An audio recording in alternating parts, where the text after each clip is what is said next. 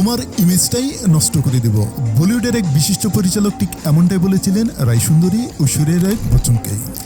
এই মুহূর্তে অভিনয় জগৎ থেকে নিজেকে এক প্রকার গুটিয়ে নিয়েছেন, কিন্তু একটা সময় ইন্ডাস্ট্রির তারপর অভিনেতাদের সঙ্গে স্ক্রিন শেয়ার করেছেন ঐশ্বরিয়া রায় বচ্চন। শুধু তাই নয়, প্রয়াত সুনামধন্য পরিচালক ঋতুপর্ণ ঘোষের চোখের বালির মতো ছবিতেও অভিনয় করেছেন।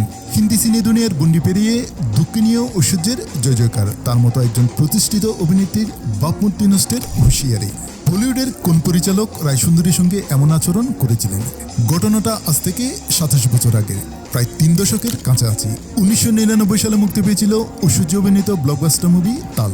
সে সময় রায়সুন্দরীর কেরিয়ার গ্যাপ উদ্যমীকে বললে অত্যুক্তি হবে না। পদ্মার ঐশ্বর্যের গ্ল্যামারে ভূত সিনেপ্রেমীরা, নীল চোখের জাদু আর সৌন্দর্যের ছটায় সিনেপদ্মায় ঐশ্বর্য ম্যাজিক সুপারহিট। ঠিক সে সময় ইন্ডাস্ট্রির একজন নামকরা পরিচালক প্রকাশ্যে ঐশ্বরিয়াকে জানান তার বাপমূর্তি পুরোপুরি নষ্ট করে দেবেন। আসলে এই ঘটনা নেপথ্যে রয়েছে এক অন্য কাহিনী। সুভাষ ঘাই পরিচালিত তাল ছবিতে অভিনয়ের জন্য রায়সুন্দরীর ছকভাঙা ইমেজ পরিবর্তনের কথা বলেছিলেন পরিচালক।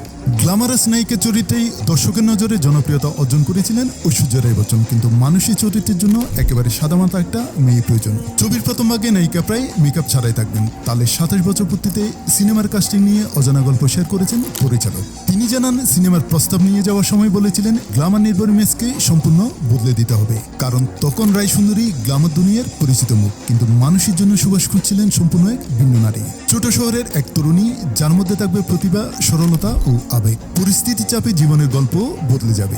স্মৃতিচারণা করে সুভাষ ঘাই বলেন, আমি ওকে বলেছিলাম তোমার ইমেজটা আমাকে পুরোপুরি নষ্ট করতে হবে। প্রথম 1 ঘন্টায় তোমাকে কোনো মেকআপ করতে হবে না। ও বলেছিল, হ্যাঁ আপনি যা বলবেন আমি তাই করব। আসলে একজন পরিচালক হিসেবে চরিত্রের কথা মাথায় রেখে এমন কিছু সিদ্ধান্ত নিতে হয়। সম্প্রতি সুভাষ ঘাই জানিয়েছেন তাল 2 ছবির কাজ প্রায় শেষ।